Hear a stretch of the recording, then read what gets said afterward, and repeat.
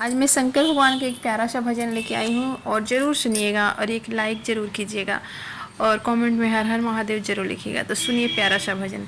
काले के शिव के मनाई हो शिव माना सिनाई, काले के शिव के मनाई हो शिव माना सिनाही। अरे पूड़ी रसगुल्ला शिव के मन ही ना भावे, पुआ मलाई शिव के मन ही ना भावे। भंगिया के गोला कहाँ पाई हो भोला माना से नाही, भंगिया के गोला कहाँ पाई हो भोला माना से नाही। काले के शिव के मनाई हो भोला मानस नाही, काले के शिव के मनाई हो शिव मानस नाही। हाथी से घोड़ा शिव के मन ही ना भावे, हाथी से घोड़ा शिव के मन ही ना भावे। बसहा बैल कहाँ पाई हो शिव मानस नाही, बसहा बैल कहाँ पाई हो शिव मानस नाही। काले के शिव के मनाई हो शिव मानस नाही, काले के शिव के मनाई हो शिव मानस नाही। पियरी से धोती शिव के मन ही ना भावे, पियरी से धोती शिव के मन ही ना भावे। मिरिया के छाला कहाँ पाई हो शिव मानस नाही, मिरिगा के छाला कहाँ पाई हो शिव मानस नाही।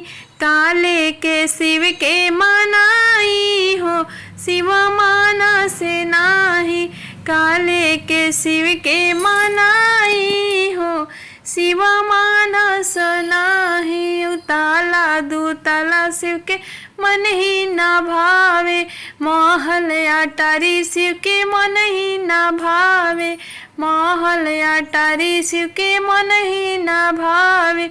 टूट ही मड़ैया कहाँ लाई हो शिव मानस नाही, टूट ही मड़ैया कहाँ पाई हो शिव मानस नाही। काले के शिव के मनाई हो शिव मानस नाही, काले के शिव के मनाई हो शिव मानस नाही, काले के शिव के मनाई हो शिव मानस नाही। सोनाया भूषण शिव के मन ही ना भावे, सोनाया भूषण शिव के मन ही ना भावे।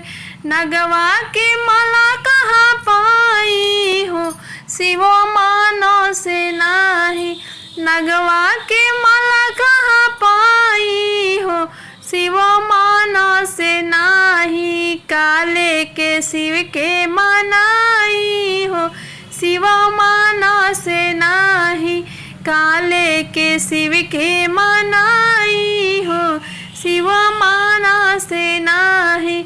छप्पन भोग शिव के मन ही ना भावे, छप्पन भोग शिव के मन ही ना भावे।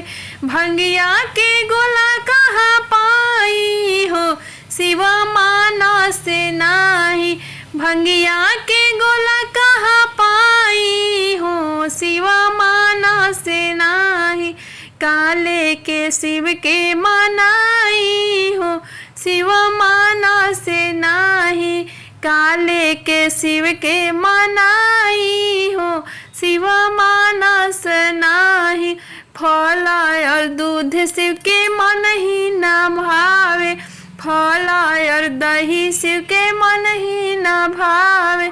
भंगिया के गोला कहाँ लाई हो शिव मानस नाही, भंगिया के गोला कहाँ पाई हो शिव मानस नाही।